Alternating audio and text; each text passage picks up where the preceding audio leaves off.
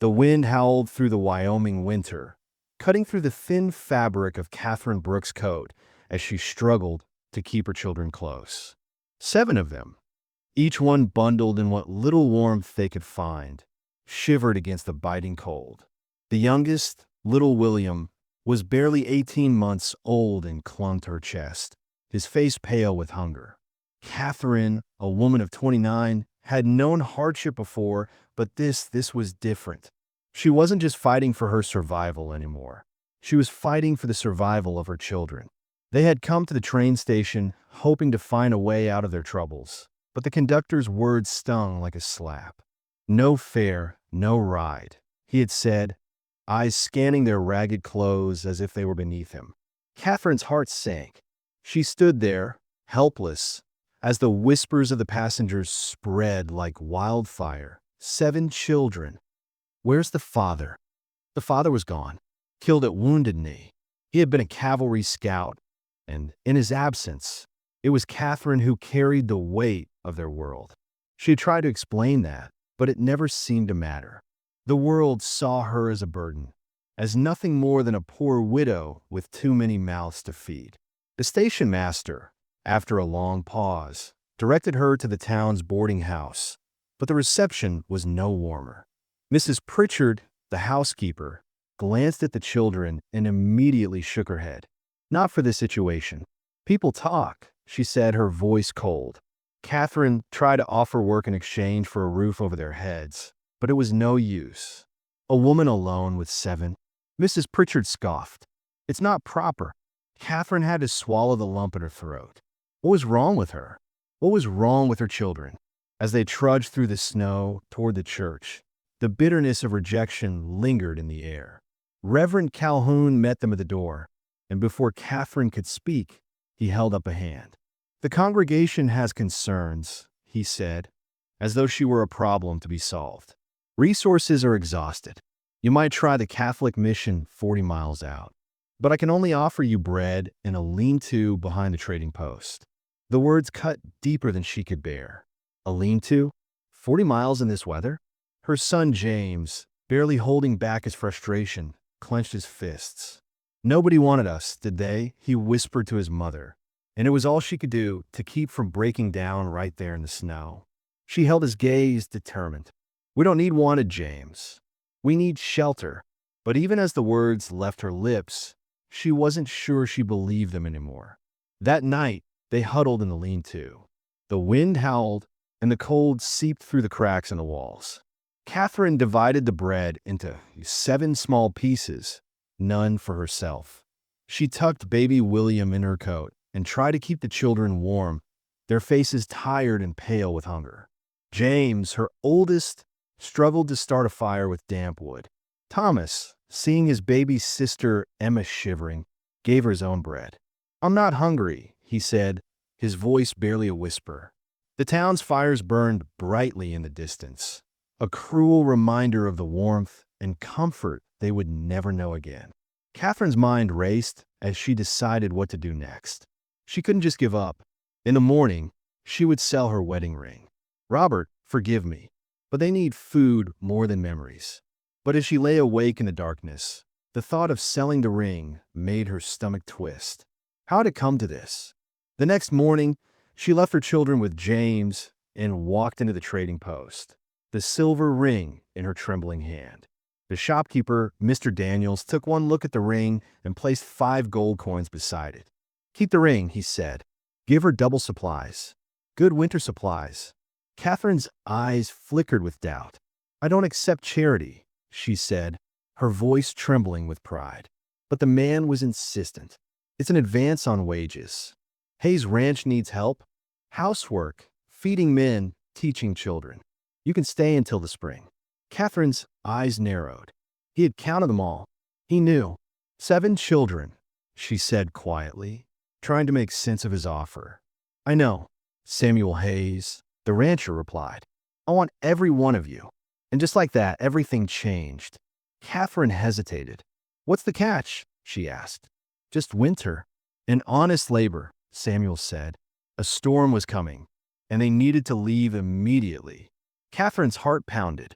She looked back at her children. Could they trust this man? Could they trust anyone? But there was no other choice. If we leave today, she asked, already knowing the answer. Samuel nodded. Within the hour. Then yes, Catherine whispered, almost to herself, as the first real warmth she had felt in days began to flood her chest. The wagon ride to Hayes Ranch was long, but for the first time in a long while, Catherine dared to believe. She looked out at the snowy horizon, wondering if this time, just maybe, they had finally found a place where they could belong. As they made their way toward Hayes Ranch, the children sat silently in the wagon, all of them uncertain and watching the rancher who had promised them warmth, food, and shelter. Catherine, with baby William tucked under her coat, kept her gaze on the horizon, the blizzard howling around them. Samuel Hayes, a man of few words, guided the horses with practiced ease, the steady sound of hooves in the snow somehow calming in the midst of the storm. Catherine couldn't help but wonder what had brought him to them. A stranger with a ranch full of workers. No real need to take in a widow with 7 children. She had heard the whispers, even in the town.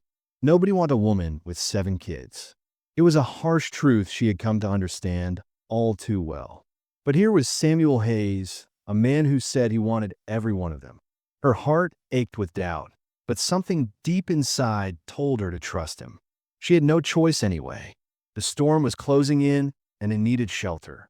As the ranch appeared on the horizon, massive and solid against the snow, Catherine couldn't help but feel a flicker of hope. Maybe this time will be different. As they approached the ranch, she could see the lights in the main house glowing warmly through the windows, a stark contrast to the darkness and cold they had just left behind. They pulled up to the main house, and Samuel instructed them to get down, his voice firm but kind. "Welcome to Hayes Ranch," he said, offering his hand to help Catherine down from the wagon. "Let's get you inside before the storm hits." The children, wide-eyed and unsure, followed Catherine as she stepped into the warmth of the house. Ruth, a stern but warm woman in her 60s, was the first to greet them.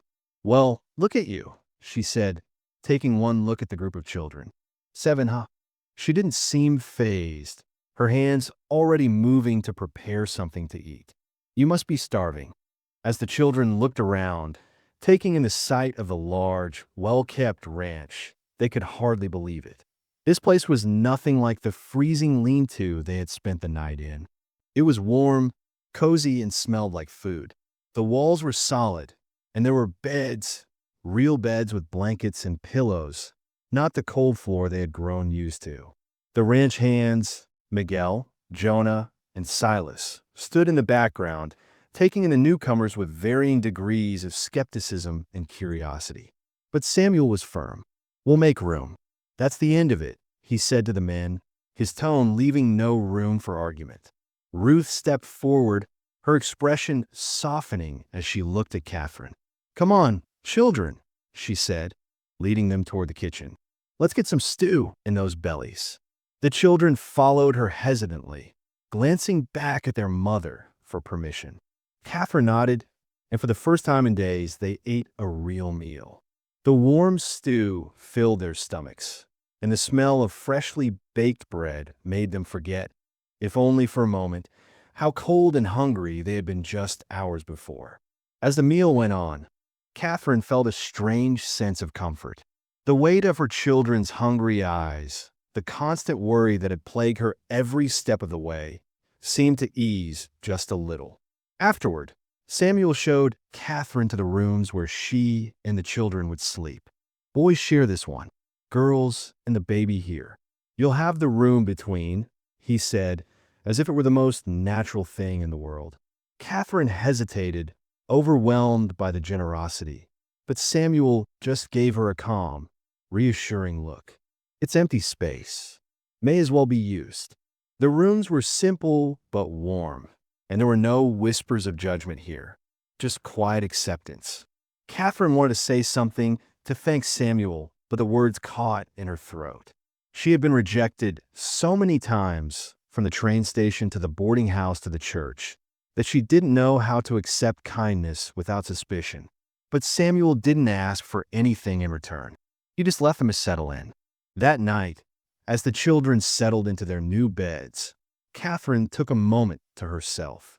She sat by the fire, watching the flames dance in the hearth, and for the first time in a long while, she felt at peace. It was fleeting, but it was enough. The next day, Samuel presented her with a contract. The terms were simple: room and board for her and her children, plus $15 a month for household management and teaching the ranch hand's children. "You're not a servant," Samuel explained.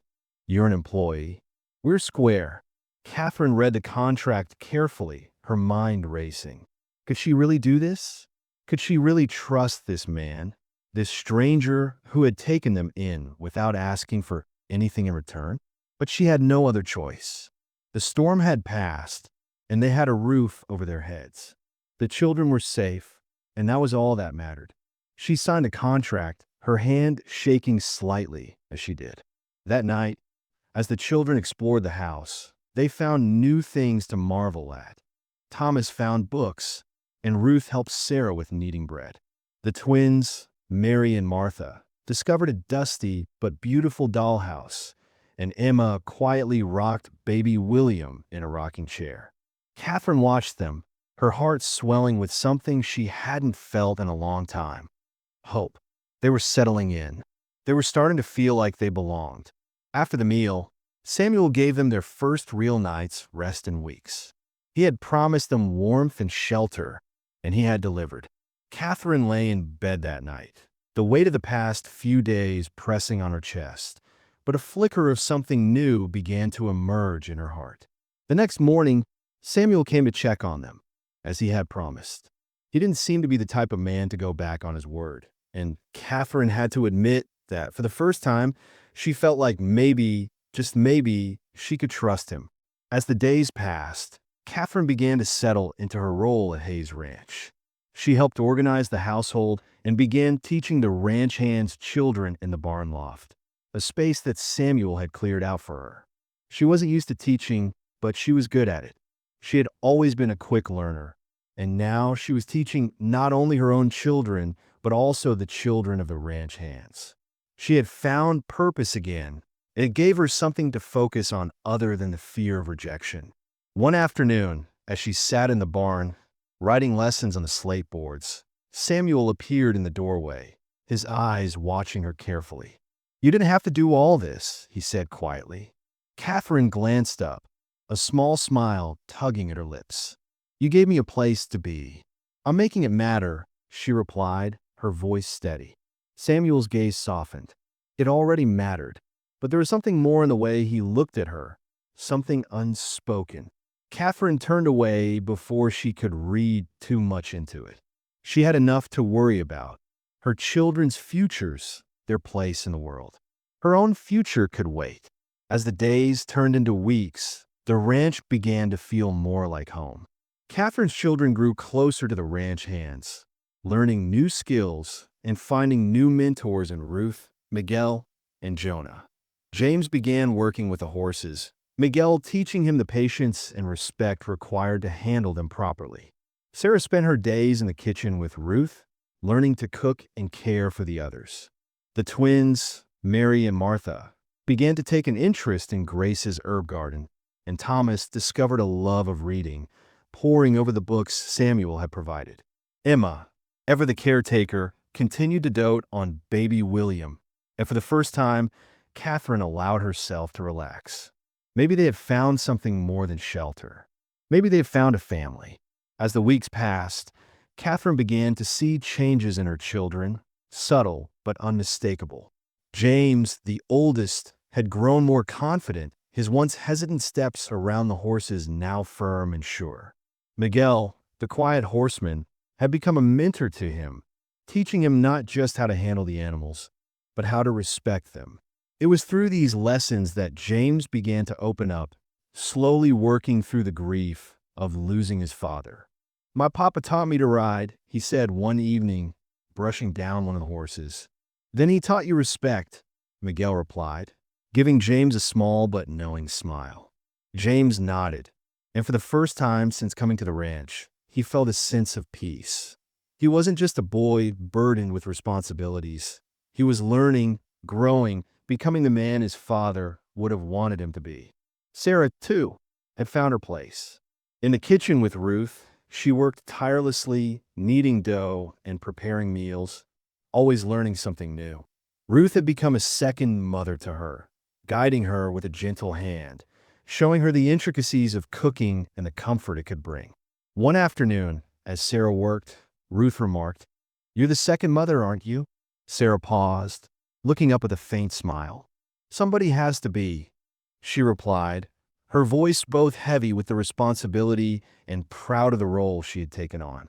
The weight of that responsibility was something Catherine had often worried about. But in the warmth of the kitchen, she saw a glimmer of hope. Maybe, just maybe, Sarah didn't have to carry it all on her own. As for Thomas, he had developed an insatiable hunger for books.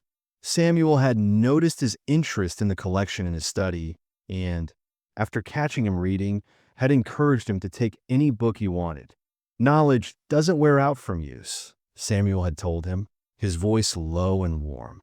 Thomas, eyes wide, had hesitated at first, but had soon begun devouring the books, often staying up late into the night reading about faraway places, adventures, and histories.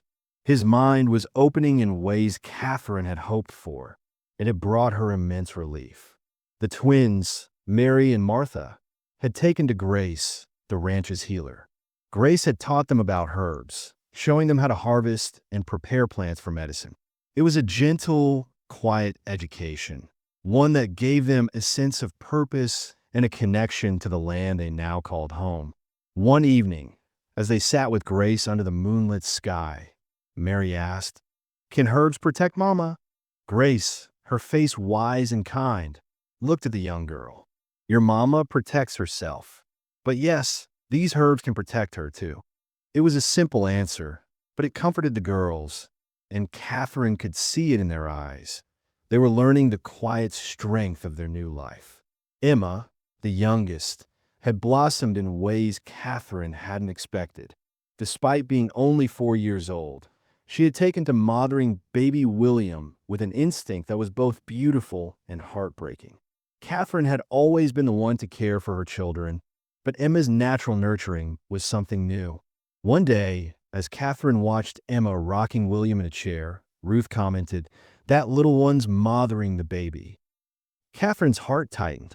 "She's always been like that," she said quietly, watching her daughter with a bittersweet smile. "She shouldn't have to be," Ruth replied, her voice soft but firm. Catherine didn't know how to respond, but deep down, she knew Ruth was right. Emma had been forced into a role far too early, but here, in the warmth of Hayes Ranch, she was learning to be a child again. As for Catherine, she had settled into her role as the manager of the house and the children's teacher. She had found a new rhythm, one that felt right. The children were thriving, and she was no longer constantly worried about how to feed them or where they would sleep. She had the peace of knowing that they were safe, and in that safety, they were all growing. She had even started organizing a small school for the ranch hand's children, setting up a makeshift classroom in the loft of the barn. It wasn't much, but it was something, and it felt important. The children, both hers and the ranch workers, were eager to learn. Catherine taught them with a firm hand and a loving heart, always reminding them that their country's story was their story. "History isn't just about the past," she would tell them. "It's about understanding who you are and where you come from." One day, as Thomas read aloud about Lewis and Clark, one of the ranch hand's sons, Danny, remarked, "My pa says reading's for rich folks." Catherine's eyes narrowed. "Your pa is wrong," she said gently. "Reading is for anyone brave enough to learn." Samuel had been watching from the doorway, and when he entered, Ruth, standing beside him, whispered, "She's good at this." Samuel didn't reply, his gaze fixed on Catherine. "She's good at everything she does," Ruth added with a smile. Catherine hadn't realized how much she had grown into this role until now. Samuel's words, quiet but full of meaning, made her pause. It was more than just the teaching. It was the quiet way she had made this place a home. As the days wore on, the ranch continued to thrive. The children had all found their places, and Catherine had begun to feel a sense of purpose that had eluded her for years. She had never imagined that a widow with 7 children could be a teacher, a mother, and an integral part of a community. But here, at Hayes Ranch, she was all those things and more. She was more than just the woman who had lost her husband at Wounded Knee. She was a woman who had found her strength, her purpose, and her family again. Yet, even with all the growth and progress, Catherine couldn't help but feel a flicker of doubt. She had been rejected so many times that she couldn't fully trust this new life. What if it all fell apart? What if they were cast out once more? But Samuel's steady presence, his quiet assurance, gave her strength. She was no longer alone, and neither were her children.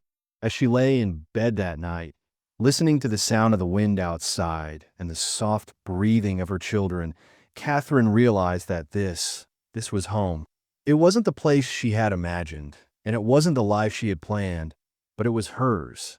And for the first time in a long while, it felt like enough. A month had passed since Catherine and her children had arrived at Hayes Ranch, and in that time, they had become an integral part of the ranch's rhythm. The children were no longer strangers in the house. They had found their place among the workers, and Catherine had begun to settle into the role of housekeeper, teacher, and mother once again. James was now a skilled hand with the horses, working alongside Miguel, learning the ins and outs of ranch life. Miguel had taught him more than just horsemanship. He had taught him patience and the value of hard work. Sarah had flourished in the kitchen, taking over many of the tasks Ruth had once done, learning how to prepare hearty meals for the men who worked the land. She had taken a particular interest in baking, something that made Ruth smile. "You're turning into a fine cook," Ruth would say with a wink. "Don't be shy about it." Sarah would blush, but there was no mistaking the pride she took in her work. The twins, Mary and Martha, had found solace in the herb garden under Grace's watchful eye. They had begun to understand the power of nature, how certain plants could heal and others could protect. Grace had taught them not just the names of the plants, but how they could use them to help others. It was a peaceful, nurturing world that Catherine had hoped for her children, a world where they could grow and learn without the constant fear of rejection. Even Emma had found joy in the simplest things. Her natural care for William had transformed into a bond of love and protection, something that warmed Catherine's heart, even as it saddened her. "She's mothering the baby," Ruth said one day, watching as Emma tucked a blanket around William's tiny frame. Catherine nodded, a mixture of pride and sorrow swelling in her chest. "She's always been like that," she said softly. "She shouldn't have to be," Ruth replied, her voice thick with empathy. Catherine didn't know how to explain it. Emma had always been the one to look after the others, but here, in the warmth of the ranch, she could finally see her daughter as a child again, even if it was fleeting. As for Thomas, he had found a world of books to immerse himself in. Samuel had made sure the boy had plenty of reading material, and Thomas had devoured every word.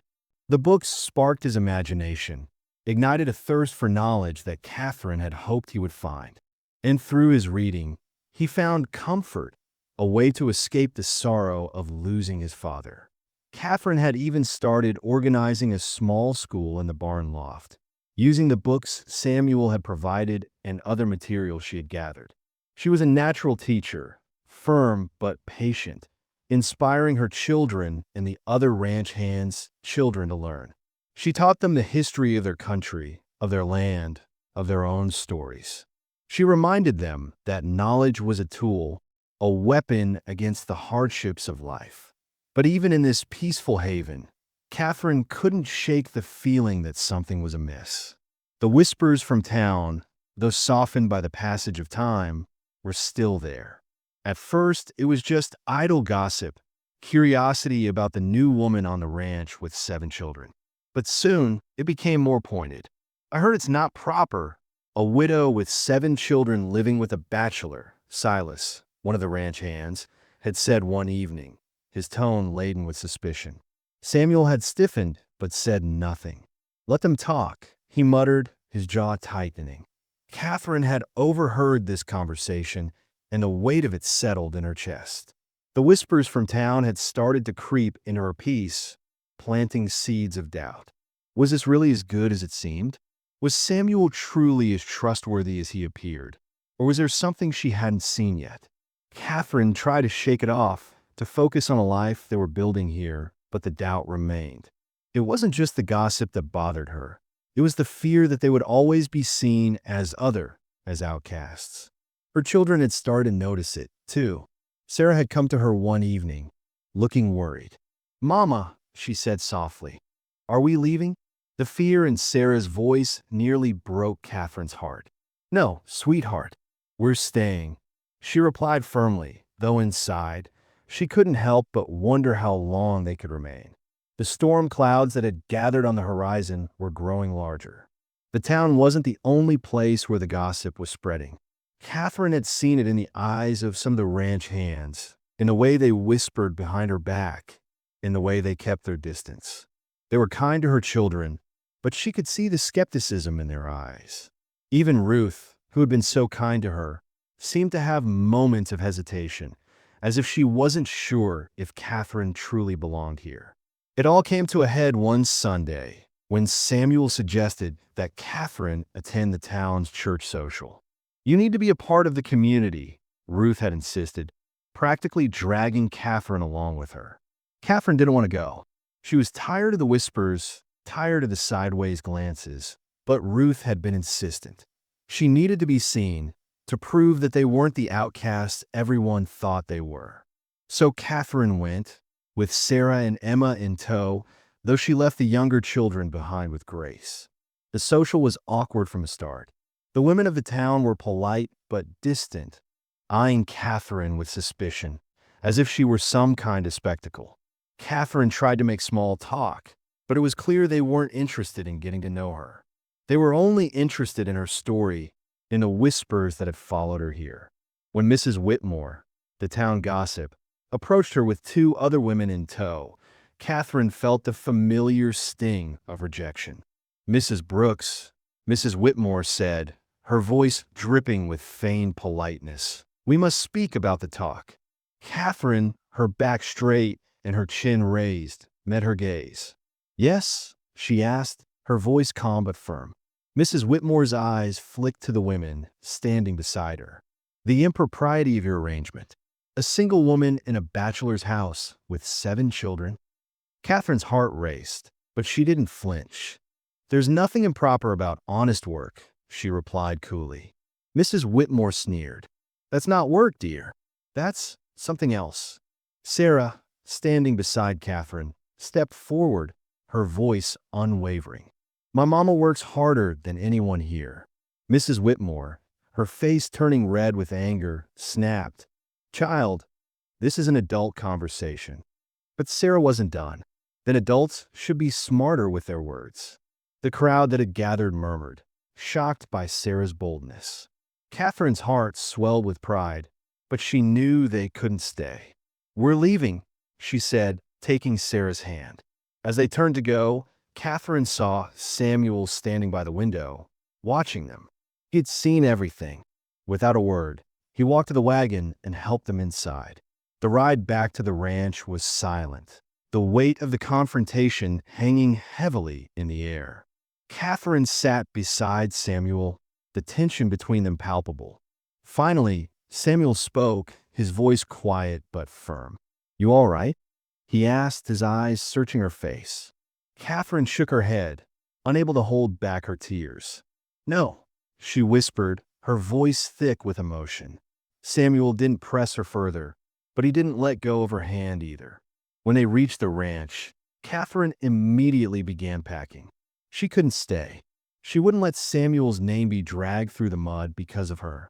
Samuel found her in the room, gathering her things. "What are you doing?" he asked, his voice rising with frustration. "I won't let your name be ruined because of me," Catherine replied, her voice tight with emotion. "My name is my own business," Samuel said, stepping closer to her. "Not when 7 children are attached to it." Catherine shot back. The argument that followed was raw, the weight of months of rejection and doubt pouring out between them. "You're running," Samuel said bitterly. "I'm protecting," Catherine cried, her chest heaving with emotion. "Who?" Samuel demanded. "Me? I don't need protection. My children do," Catherine sobbed.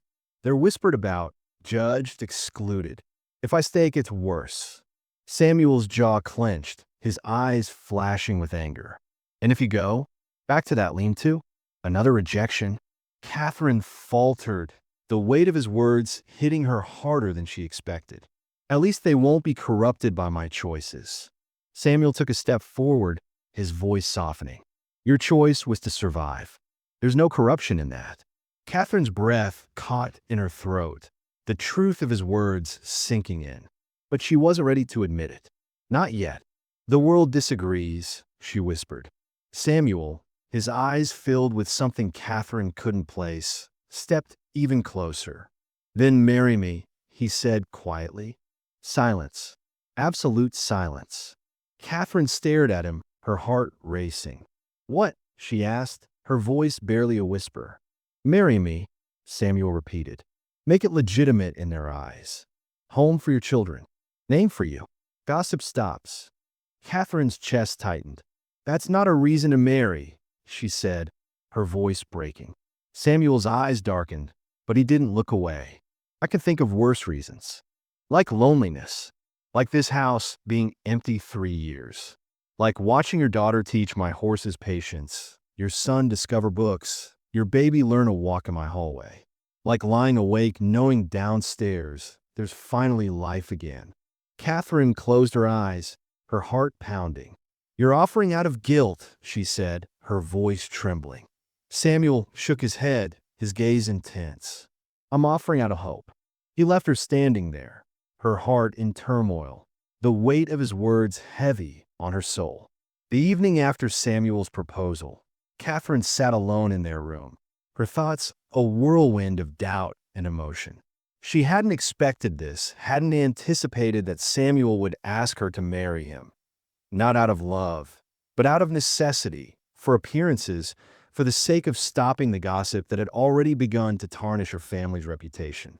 She had already been rejected so many times in her life, but this offer from Samuel felt different, more complicated. Was it the right thing to do? Was it even a choice? Her heart was still tangled in the memory of Robert, her late husband, the man she had loved deeply. His memory had never truly left her, and the thought of marrying again, of sharing her life with another man, stirred a fear inside her that she had never known. She had promised herself she would never need another man after Robert. She would be strong for her children, for herself.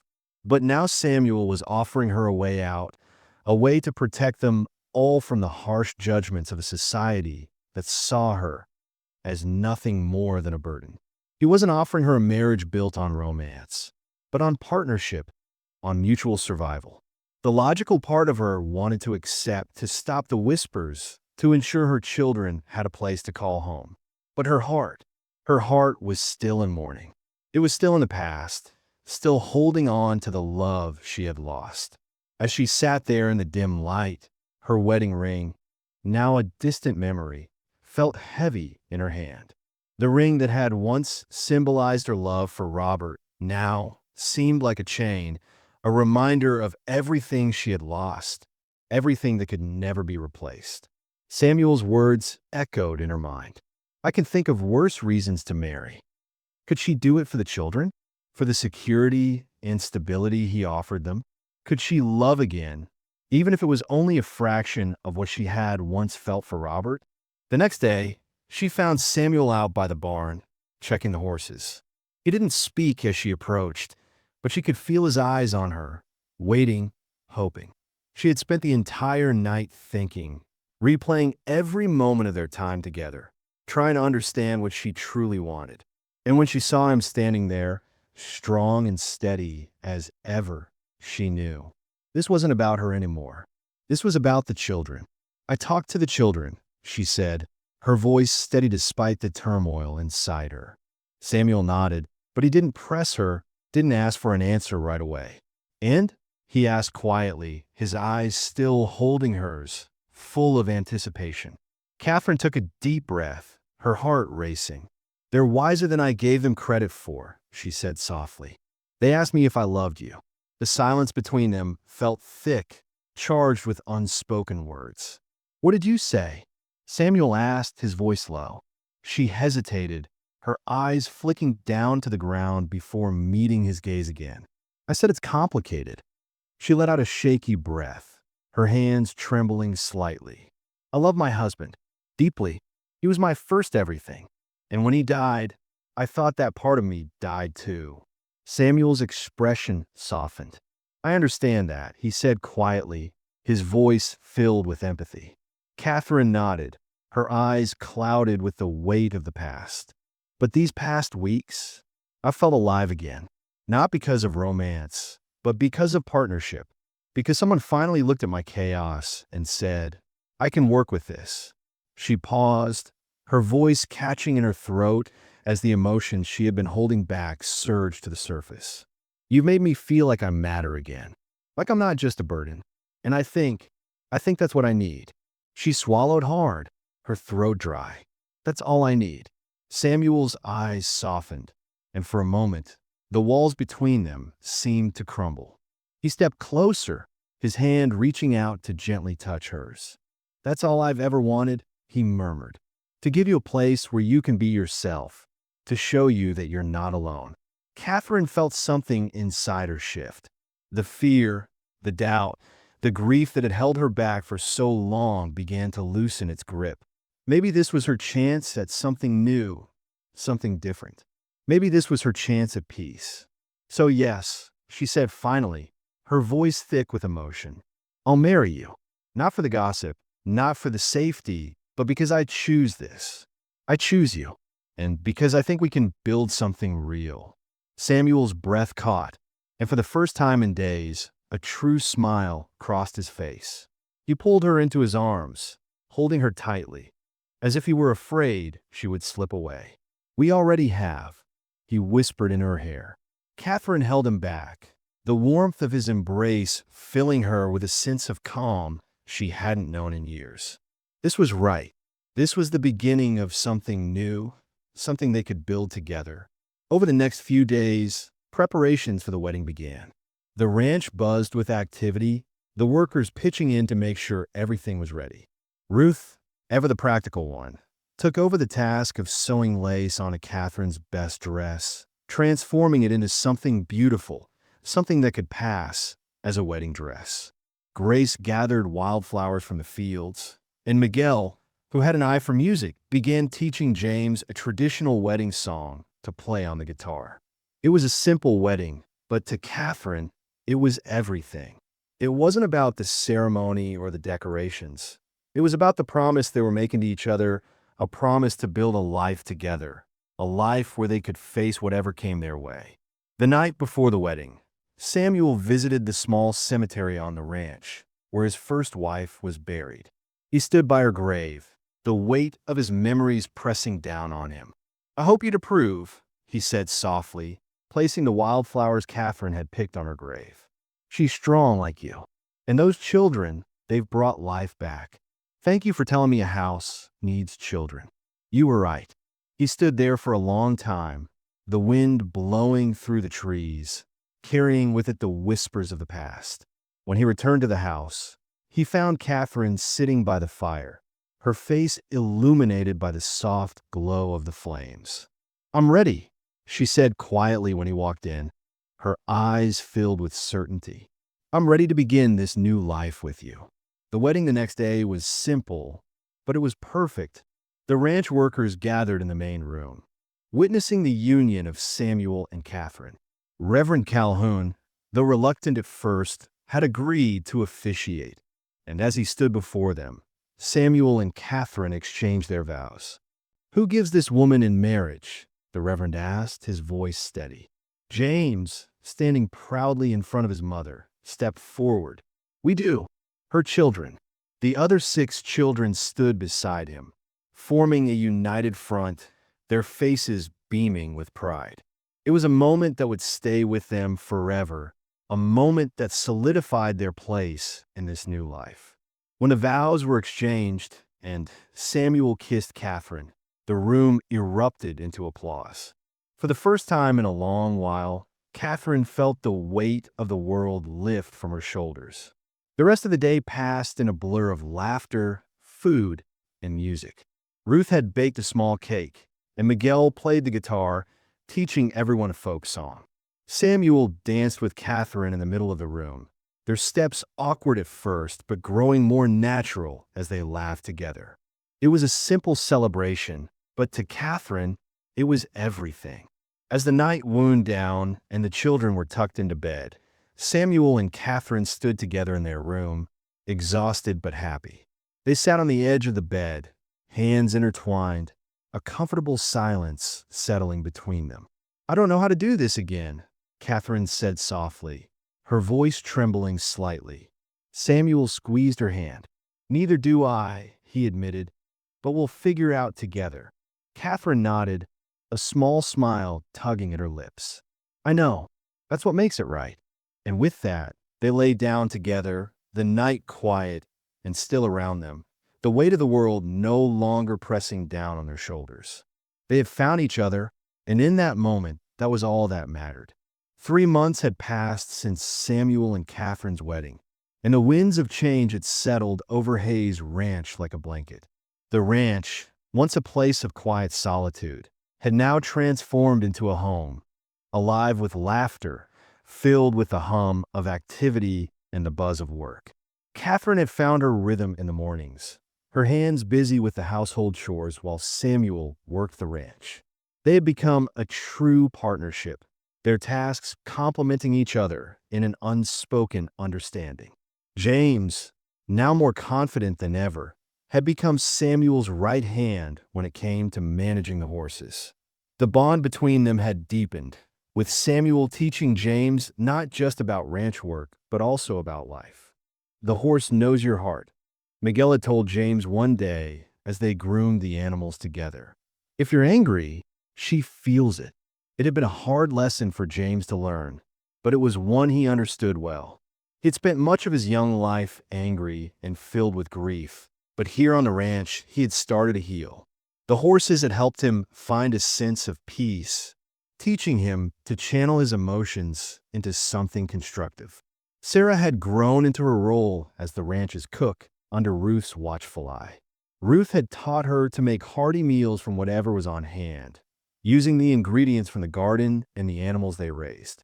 Catherine had watched with pride as Sarah became not only skilled in cooking, but also confident in herself. She had taken the weight of her responsibilities with a quiet grace, never asking for anything in return.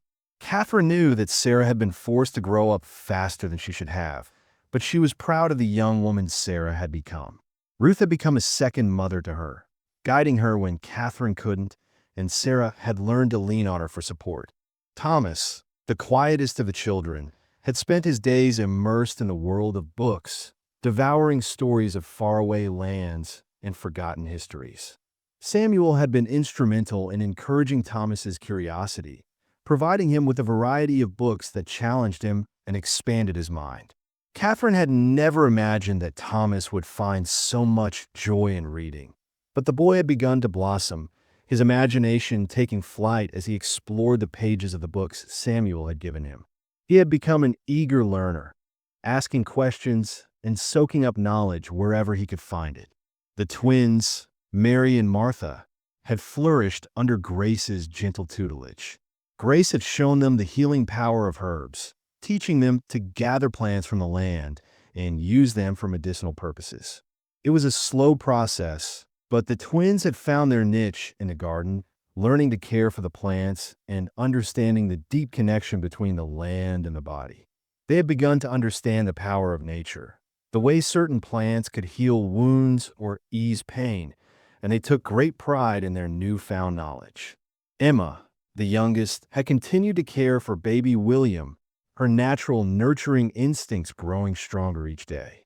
Catherine had watched with a mixture of love and concern as Emma assumed the role of little mother, always tending to William's needs before her own. It was a role Emma had taken on without hesitation, and Catherine couldn't help but feel that her daughter was growing up too fast. But despite her protective nature, Emma still found time to be a child. She had started to play with the other children, running through the fields and climbing trees with the joy of youth that Catherine had hoped for her. One day, as Catherine watched Emma play with the other children, she found herself smiling. Maybe, just maybe, Emma could have a childhood after all. As for Catherine, she had found a new sense of purpose in her role as the household manager and teacher. The barn loft had been converted into a classroom, and Catherine had begun teaching not only her own children, but also the children of the ranch hands. The ranch, once a place of work, had become a place of learning. She taught the children the history of their country, the stories of their ancestors, and the importance of knowledge in a world that often seemed determined to keep them down. Your country's story is your story, she would tell them, and they listened. Samuel had taken to observing her in the classroom, his quiet approval apparent even though he rarely spoke about it. He had begun to see Catherine not just as a mother or a wife, but as a teacher, as someone with the power to shape the future. But it wasn't just the children who were learning. Samuel had started to open up to her in ways he never had before. The walls between them had come down, and their partnership had deepened. The silent understanding that had always existed between them had grown into something more, a bond that was built on respect, trust, and love. Samuel had even begun to share his past with Catherine, the story of his first wife, who had died from cholera 3 years ago. He spoke of her with a tenderness that Catherine had never expected, and she realized that he, too, was grieving. They had both lost someone they loved, and in each other, they had found a way to heal. As the days turned into weeks, the ranch became a place of refuge, a place where the past could be buried and the future could be built. The children had found their place in the world, and so had Catherine. She no longer feared the judgment of others, no longer cared about the whispers from town. This was her family now, and they had found a home. They had built something real here, something that would endure. One evening, as Catherine sat on the porch with Samuel, the sun setting behind them, she felt a sense of peace that had eluded her for so long. It was a peace that came not from the absence of hardship, but from the presence of love and family. Samuel sat beside her, his hand resting on hers. "You're not just surviving anymore," he said quietly. "You're living." Catherine smiled, her heart full. "I think we both are." They sat there in silence, watching the sunset, knowing that they had found something worth holding on to. The storm that had once seemed so threatening had passed, and in its wake, they had built a home. The storm wasn't over, of course. Life on the ranch was hard, and there were still challenges to face. But now, they were facing them together as a family that had chosen each other, a family that had found a place to call home. It wasn't perfect, but it was theirs, and that was enough. As the days went by, Catherine began to feel a sense of belonging that she had never known before. The ranch, once a place of isolation, had become a place of community. She had friends here, Ruth, Grace, Miguel, and the others, and they had become more than just co-workers. They had become family.